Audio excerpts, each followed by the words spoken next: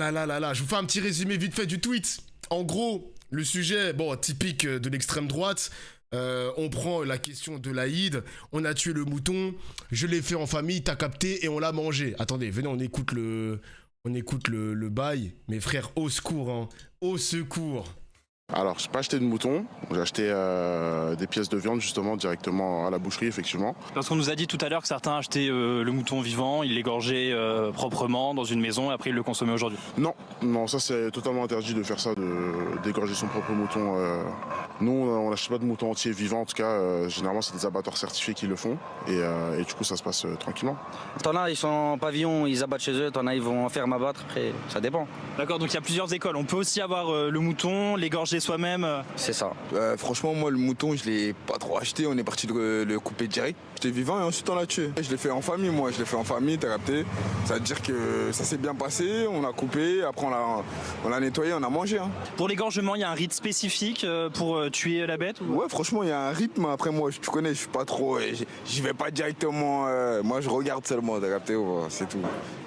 Donc vous avez procuré C'est vraiment gazo. Ah, t'as capté, mon gars, t'as capté. le mouton, vous l'avez ramené où ça dans l'appartement? Non, dans une maison, jardin propre. Après, on l'a tué et là, c'est en train de le laver. On va manger après.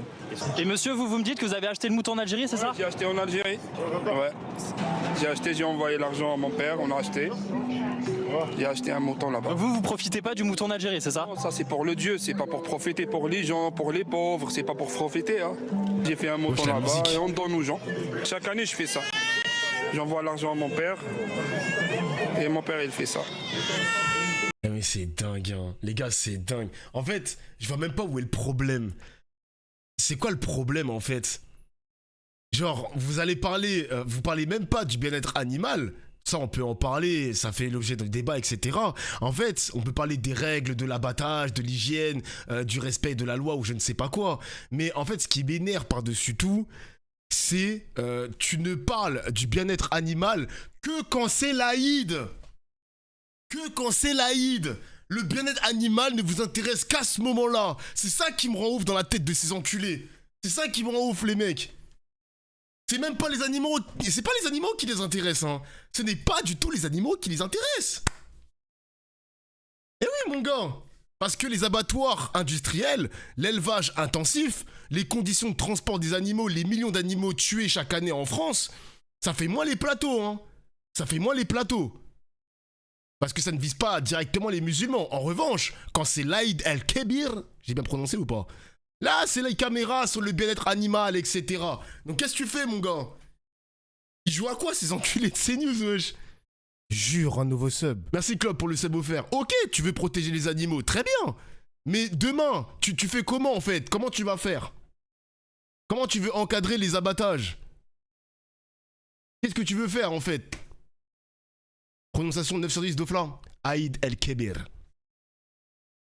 Parce que dans ce cas-là, les gars, si vous voulez contrôler ces abattoirs, enfin ces abattages, pardon, dans les maisons ou dans les jardins, je ne sais pas quoi, il y a beaucoup de choses à contrôler dans l'industrie agroalimentaire, hein, vraiment. Hein. Il y a les scandales. Vous m'avez parlé du scandale de Nestlé ou je ne sais pas quoi, le scandale des eaux, machin chouette. Allez, ramenez vos micros. Ramenez vos micros là-bas au lieu d'aller casser les couilles aux rebeux. En plus, putain, il est malin parce qu'il a une bonnette. Hein. Il a une bonnette banalisée.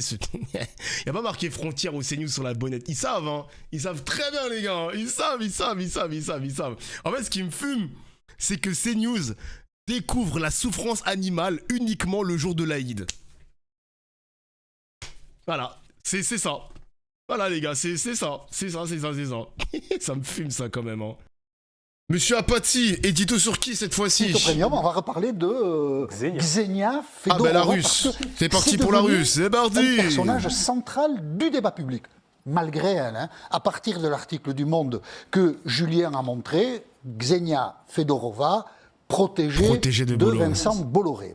Et ce matin, Édouard Philippe a parlé d'elle. Pourquoi? Parce qu'Édouard Philippe, maire du Havre, a participé au début de la semaine en Ukraine à un festival des municipalités.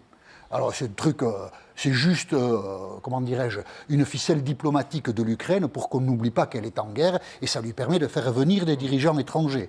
Mais ayant été en Ukraine, il a été critiqué par Édouard Philippe, par Ksenia Fedorova, qui ne se refuse rien, sur l'antenne de CNews hier, et on va entendre Ksenia Fedorova, donc, intervenir dans la politique française hier soir sur CNews. Je pense que ça sera obligatoire pour le nouveau président de reprendre les dialogues avec la Russie. Le message qui est envoyé est un peu bizarre à mon avis. Il faut travailler avec la Russie.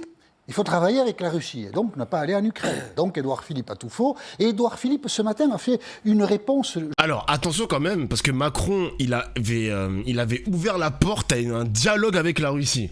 Donc, je ne suis pas pour cette fille, les gars. Je dis simplement qu'à un moment donné, c'est vrai, les gars, c'est vrai.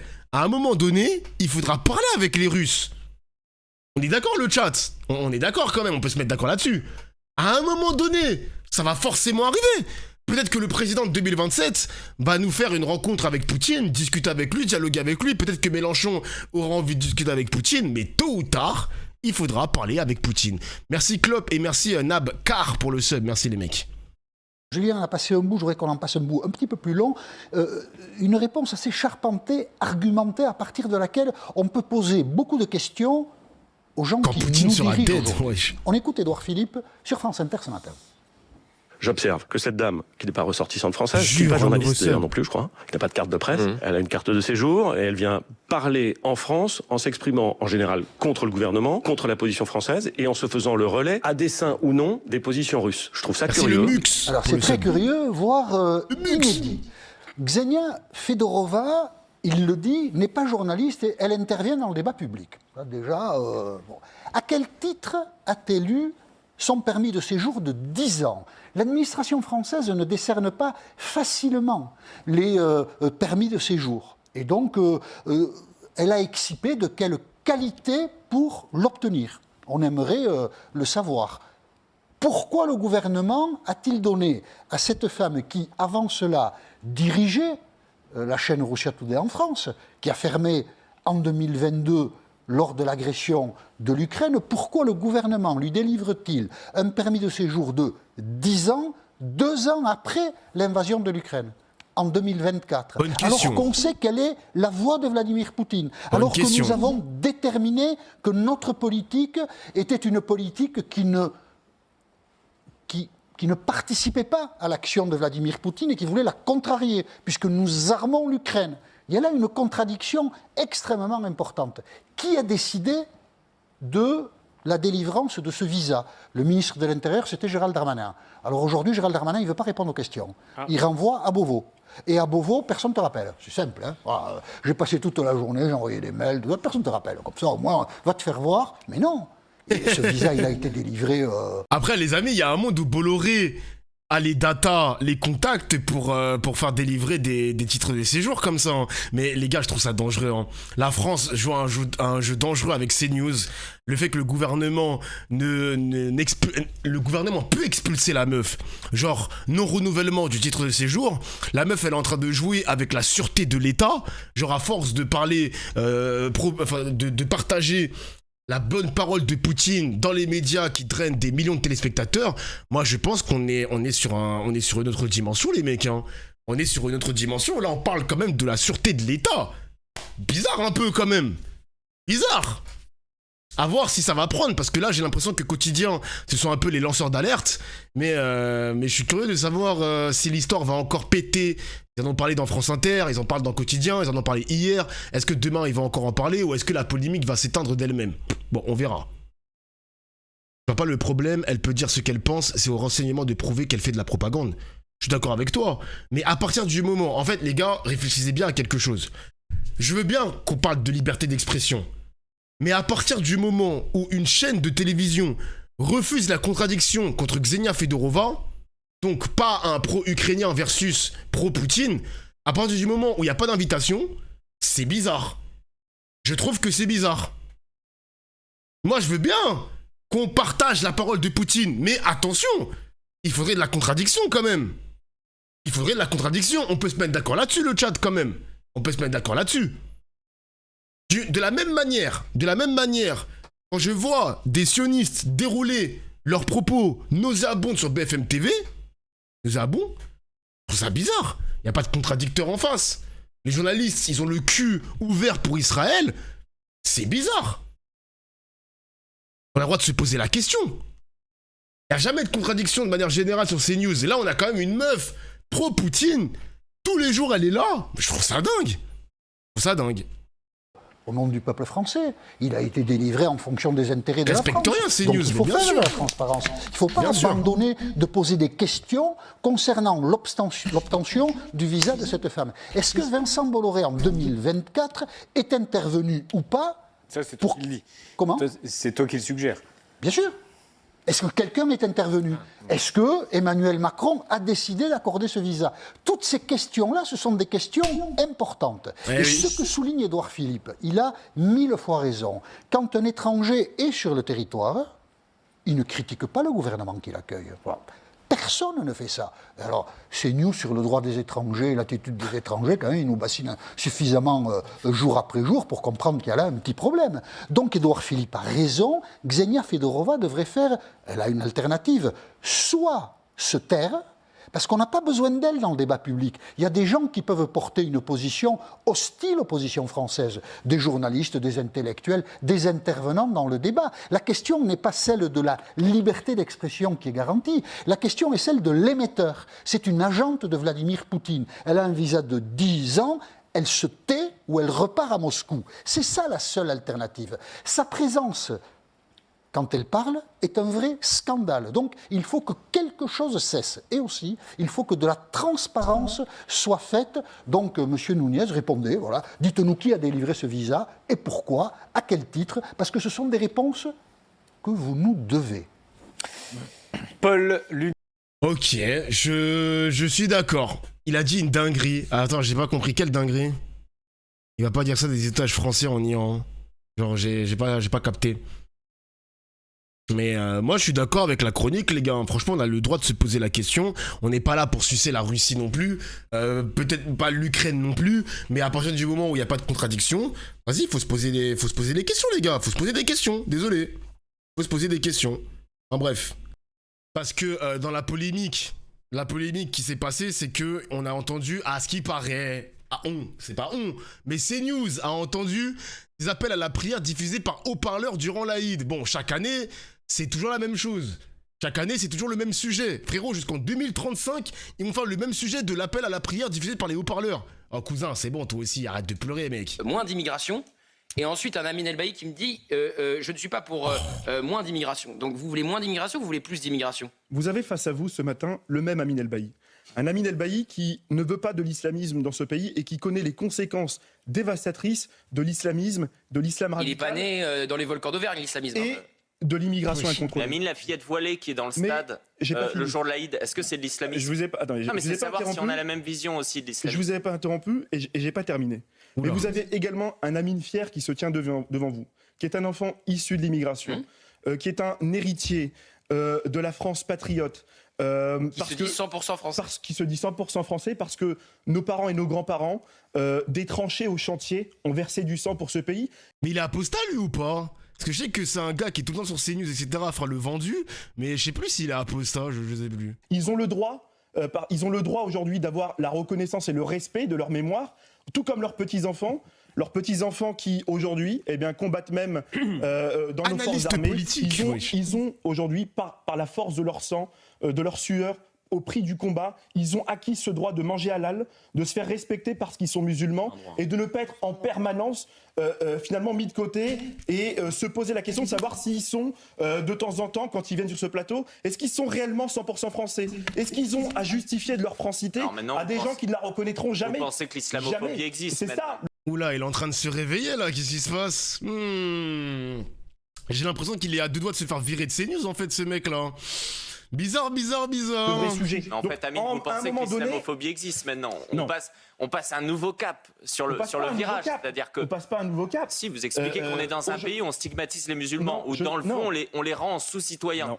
m'étonne de l'entendre de votre part. Non, moi, ce qui m'étonne... Et Amine, c'est encore vous qui nous dites... Oui. Enfin, vous êtes même non. plutôt 3 ou 4. C'est encore vous qui nous disiez la semaine dernière que sur le sol de France, il y avait des Français qui avaient le passeport français, mais qui étaient des soldats en puissance pour Alger. Il a dit 1 million. C'est vous qui avez dit ça la semaine dernière. J'ai dit la semaine dernière qu'il y avait effectivement en France des gens qui sont issus de diaspora et qui ne se reconnaissent plus dans la culture de la diaspora que dans la République. Mais je vais par contre, moi je vais vous répondre sur un point aussi, parce que... Ah mais je viens de voir son visage, les mecs, ouais, il a le vitiligo, je crois. Ça va à 2 secondes, les petites attaques, on peut débattre, mais les petites attaques comme ça, insidieuses que vous mettez là-dedans, personne n'a jamais remis en cause que vous étiez 100% français. Personne. Absolument personne. On a eu un débat sur la phrase d'Emmanuel Macron et... Après, désolé, hein, vous invitez quelqu'un seulement parce que c'est un musulman anti-islam qui est de droite, voilà, qui est anti-LFI aussi. Donc c'est la bonne tête pour valider le discours de CNews, les mecs. Hein. Là, tu ne l'invites pas vraiment parce que c'est une analyse politique. Tu l'invites uniquement parce que vous l'utilisez comme caution, en fait. Voilà, c'est la caution arabe. Et vous avez raison. C'est la caution arabe, les gars. Moi, je trouve ça dangereux de faire ça. Lui, il s'en bat les couilles parce qu'il a peut-être un bon salaire. Vu qu'à chaque fois, le mec qui revient sur CNews, j'ai l'impression que la soupe est bonne. Voilà, la soupe est bonne, mon gars. Mais évidemment, ce mec-là ne représente pas tous les musulmans, tous les arabes, tous les mecs de banlieue, etc. C'est un tapin ce que je vais dire, mais je suis obligé de le dire, quoi, les mecs. Et le fameux totem d'immunité, frère, je trouve ça scandaleux quand même, mais bref. Justement, bien au contraire, merci Sabrina, et qui était là justement pour dire que cette phrase n'avait aucun sens parce que vous étiez 100% français. Donc aucun sens. Non, aucun sens. Mais donc ne dites pas que quelqu'un a remis sur ce plateau que vous étiez 100% français. À aucun moment. Moi j'ai même dit que vous étiez 200% français. Ah, mais on est d'accord, mais pas vous. Je parle de toutes les réactions de ceux qui vous écoutent. Et ceux qui vous écoutent sur les réseaux sociaux, on le voit, on voit le déversement de haine. Oui, mais laissez-les où ils sont. Laissez-les où ils sont. Je vais écouter Sabrina, parce que je veux pas que ça soit bloqué entre nous. Je veux pas que ça soit bloqué. Je veux écouter les autres. Mais juste un dernier point. Hier, je vous ai dit, effectivement, on a eu un débat sur le halal, par exemple. Oui. Effectivement, il y a deux choses que vous mélangez. Vous mélangez la kébabisation. Là, c'est nous. Là, quand vous dites vous, c'est pas les réseaux sociaux. Là, c'est nous. Là, c'est vous. Ouais, d'accord. Vous mélangez le processus de kébabisation et d'halalisation qui est propre à l'immigration, et vous mélangez l'abattage rituel et le halal. Et je disais hier, et j'affirme sur ce point, parce qu'il y a eu la VAR-checking, que vous n'avez pas fait ce procès à Sarah Knafo aux élections européennes quand elle a dit que Reconquête défendait l'abattage rituel et au nom de la liberté religieuse et de la souveraineté économique. Pourquoi vous faites ce procès à moi et vous le faites pas? On a fait Sandrine Rousseau, on l'a pas fait. C'est une vraie question que je vous pose. Personne. Alors déjà, arrêtez, hein. Arrêtez avec la victimisation, ça va me saouler. Personne vous a fait de procès à vous. Arrêtez avec la victimisation, ça va me saouler. Mais t'es qui en fait? Il a dit ça va me saouler. Qui es-tu? Qui es-tu, genre? On a eu un débat sur le halal, personne ne vous a fait de procès, donc ça va 2 secondes. On a eu un article de La Croix, on a eu il y a aucun sous-entendu. Arrêtez. Arrêtez, il n'y a aucun sous-entendu. Il y a eu donc un article de La Croix, et excusez-moi, le phénomène du 100% halal, il n'est pas exactement au même niveau que le phénomène du 100% cachère. Et d'ailleurs, on n'avait pas du tout le biais animaliste dans ce débat. C'était le biais identitaire et communautaire. Ça n'avait rien à voir avec le bien-être animal. Sabrina Medjeber. Non, je m'étonne beaucoup. Je trouve ça dingue, les mecs. Hein. Je le dirai jamais assez en stream. Je le dirai jamais assez. Mais heureusement que je suis pas arabe, les gars. Heureusement que je suis pas arabe. Je pense que j'aurais déjà fini en prison. Je pense que je serais même pas devant vous, les mecs. Je serais même pas devant vous. J'aurais dit trop de dingueries qui m'auraient valu une fiche S, des trucs, je sais pas quoi, de diffamation, j'en sais rien. Mais je pense que j'aurais même pas été devant vous, les gars. J'aurais dit trop de dingueries. J'aurais dit trop de dingueries, genre.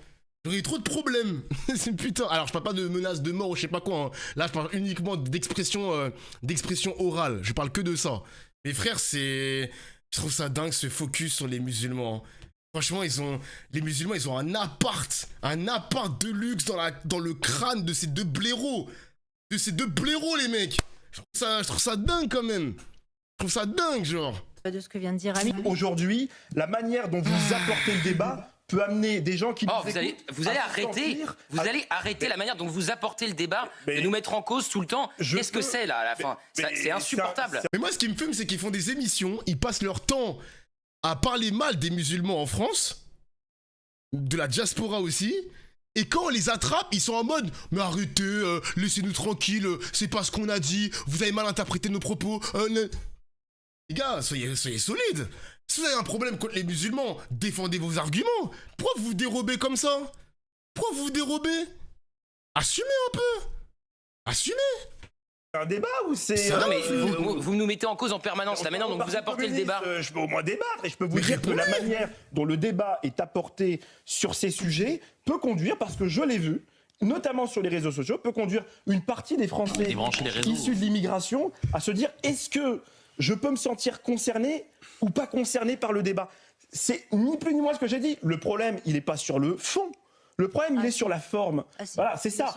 Et donc, quand vous posez la question, et je reviens sur le 100%. Mais moi, je suis désolé, les amis. Hein, genre, quand tu es invité pour ton origine plus que pour ton analyse politique, tu n'es pas un débatteur, mon gars. T'es juste un accessoire de plateau. Hein. Vraiment, ils l'ont invité en tant qu'accessoire, les mecs. Je suis désolé. Hein. Avec, bon, j'ai pas de respect pour ce monsieur parce que c'est un putain de droitard. Mais il est vraiment invité en tant que caution arabe. C'est un putain d'accessoire, frère. Faut dire les termes. Faut dire les termes, mon gars. Désolé, c'est brutal. Mais c'est la vérité, ma gueule. C'est la vérité. En français, 100% algérien. Non mais j'ai envie qu'on avance, on n'a pas entendu Hélène, on n'a pas entendu Georges, donc c'est bon, on va avancer, on a compris, tout est de notre faute. On va écouter donc Guillaume Foucault qui est allé interroger des hommes sur le sujet, vous rigolez ou quoi, vous n'avez pas arrêté de parler, sur le sujet de l'Aïd et de l'égorgement du mouton à Nanterre. On écoute Guillaume Foucault, le reportage. Et c'est un ouf. Et putain, ce journaliste, il me rend ouf. Il me rend ouf. Il me rend ouf, les gars, putain. Je dis, if I speak, big trouble. Je vais rien dire. Putain. Alors, bienvenue, mettez-vous bien. Parce que là, il y a... Wesh, Régel Gorilla, qu'est-ce qui se passe? Qu'est-ce qui se passe? Genre, anti-système, anti-Bolloré, anti-machin chouette. Bon, je ne dis pas qu'il est anticapitaliste, t'as capté. Mais ça fait des OP, l'influenceur d'extrême gauche et anti-Bolloré Régel Gorilla a noué un partenariat avec le broker. Donc c'est des sites de bourse polonais conservateurs en plus. Hein. Donc il y a un passif quand même où vas-y, le fondateur c'est peut-être un gros droitard conservateur et tout. Société qui intervient régulièrement sur CNews aux valeurs actuelles. Il a fait une OP avec un site de bourse. C'est quoi votre avis le chat? Vous avez un avis sur ça? Bon, il y a un truc que j'aimerais aussi débunker. Régel Gorilla n'a jamais dit qu'il était anticapitaliste. Il n'a jamais dit ça. Il n'a jamais dit ça. Il n'a jamais dit ça. Donc là, je vois les droitards qui attrapent sa veste parce qu'ils pensaient qu'il était anticapitaliste alors que pas du tout. Mais en revanche, si c'est un site où le fondateur c'est un putain de conservateur, bizarre quand même. Putain, je le déteste ce mec, hein. De gauche pour l'image, d'ultra-droite pour le porte-monnaie. Quand je vous dis qu'ils vous prennent tous pour des cons MDR, faut dire que les gauchistes volent pas très haut, cela dit. C'est pas un droitard. Alors, Régel Gorilla était un droitard à l'époque. Il était un droitard. Donc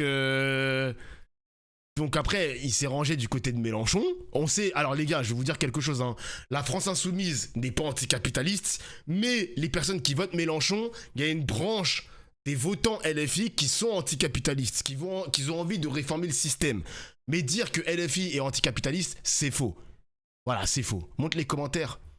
Non, ça prouve juste que vous inventez sans arrêt des intentions politiques aux autres. La gauche entière n'est pas contre le marché, etc. Alors c'est vrai que depuis le fameux François Hollande qui a dit « Mon ennemi, c'est la finance », c'est vrai que ce monsieur n'a pas trop aidé la gauche. Parce que la gauche n'est pas contre la bourse, contre la finance. Ils sont pas contre ça. Là, on n'est pas sur le NPA, on n'est pas sur Révolution permanente. Pas du tout, genre. Pas du tout. Pas du tout. La bourse, c'est pas ultra droite, c'est un délire de personnes qui ont des économies en trop. Mais moi, les mecs, moi, je vais vous dire quelque chose. La seule raison pourquoi j'ai investi en bourse, c'est parce que tout le monde sait que le livret A n'apporte rien. Si tu avais un petit peu d'éducation financière, si seulement l'école, le collège, le lycée, si t'avais au moins 1 heure dans le mois sur ce que c'était que l'éducation financière, ce que c'était, ce que c'est que le livret A, les ETF, les bourses d'entreprise, etc. Bon, mais mec, t'aurais un meilleur bagage. Mais le livret A, ça apporte que dalle, ma gueule. Merci pour le raid, Tata Drapi, merci. Merci, bienvenue. Bienvenue, merci pour le sub aussi, monsieur Vergui, ça se prononce comme ça ou Vargui? Je sais pas exactement. Merci, bienvenue. Donc oui, je pense pas que la France Insoumise est anticapitaliste ou un problème avec la bourse, etc., etc. Je ne pense pas. C'était une recommandation d'un expert comptable. Alors, c'est pas l'expert comptable qui m'a demandé d'investir en bourse, c'était plus, comment on appelle ça? Mon banquier en fait. Mon banquier LCL. Me dites pas aussi que l'extrême droite n'aimerait pas que j'ai un compte en banque, s'il vous plaît. Je vais pas mettre une valise d'argent liquide sous mon lit, j'en ai pas. Donc il me faut à un moment donné une banque. Il me faut une banque, mon gars. Il me faut une banque. Pitié. Vu ses textes récents sur la Palestine, le très macroniste Régel Gorilla peut aller se faire foutre. Ah ouais, carrément. Il est gauchiste que pour le flouze. Ah ouais, il y en a, ils sont directs, hein. Il y en a, ils sont directs. Ah ouais, quand même. De là, j'ai reçu accidentellement 42 000 € d'une cagnotte pour les modérateurs. Eh, vas-y. En fait, le problème, ce tweet, moi, j'ai rien contre Régel Gorilla. En fait, le problème, ce n'est pas qu'un créateur de contenu gagne de l'argent. Tous les créateurs de contenu peuvent accepter des sponsors, il n'y a pas de problème. Tout le monde doit vivre. Voilà, tout le monde doit vivre. Régel Gorilla, il a peut-être un problème avec le système financier, mais c'est pas un mec qui a envie de vivre au SMIC non plus. On a envie de bien manger. De ne pas se gratter la tête le 15 du mois, t'as capté? En fait, le problème, c'est la cohérence entre ton discours et les partenariats. Donc je pense que l'extrême droite attrape la veste de Régel Gorilla par rapport à ses discours. Peut-être. Il a répondu ou pas? Attends, je regarde. Régel Gorilla. Je regarde s'il a fait des tweets par rapport à ça. C'était vraiment la sauce du jour, les mecs. Hein. C'était la sauce du jour. Je regarde. Quand les gens d'extrême droite vont comprendre que je ne suis pas d'extrême gauche ou anticapitaliste, LFI non plus d'ailleurs, ils restent des capitalistes, ou d'où mon vote pour eux aujourd'hui. Bah ouais, bah les mecs, ouais, c'est ça. Hein. C'est ça. Hein. Est-ce que tu crois qu'il en est à faire des OP de merde pour manger? Alors là, je te rejoins, parce que pour avoir accepté cette OP, alors que Régel Gorilla, il gagne énormément d'argent, il a déjà montré son argent net d'impôts, hein, net d'impôts. C'est pas un mec qui est sur la classe moyenne. Régel Gorilla, c'est la classe plus, hein. C'est un autre, c'est un créateur de contenu, c'est pas Squeezie non plus, mais on est sur une échelle de fou. Donc je ne sais pas quel kishta il a récupéré sur cette OP, mais si la kishta elle est au minimum de 3 000, 4 000, 5 000 euros, là, je pense qu'il a peut-être raison d'accepter, les gars. Hein. À ce point, ah mais les mecs, si vous avez Twitter, allez regarder les précédents tweets de Régel Gorilla. Il a montré son revenu YouTube, son revenu TikTok, son revenu Facebook aussi. Il a montré quoi aussi? Twitch, je crois. Il a investi aussi dans de l'immobilier. Régel Gorilla, c'est pas un SDF, ma gueule, hein. C'est pas un SDF, hein. Il a dû prendre beaucoup plus que 3 000 €. Ouais. En fait, si tu fais une image de gauche ou une image anti-Bolloré, mais que ton sponsor appartient à un monde très compatible avec la droite, frérot, on va dire, ok, donc tes principes s'arrêtent quand le virement il arrive ou quoi? Parce que peut-être qu'on peut mettre de côté la bourse. On s'en bat les couilles qu'il investisse, on s'en bat les couilles de l'OP de la bourse. Le problème, c'est une OP de la bourse qui appartient à un conservateur, genre. Donc des mecs qui sont en phase avec l'idéologie de Bolloré. Qu'est-ce que tu fais, mon gars? Qu'est-ce que tu fais? Ça, tu vois ce que je veux dire? Elle est là la question. Enfin bref. Quand je dis polémique, les mecs, pas la polémique du siècle, mais comme ça a fait pas mal de commentaires sur Twitter, je me suis dit, allez, on va en parler. On va en parler un petit peu, t'as capté.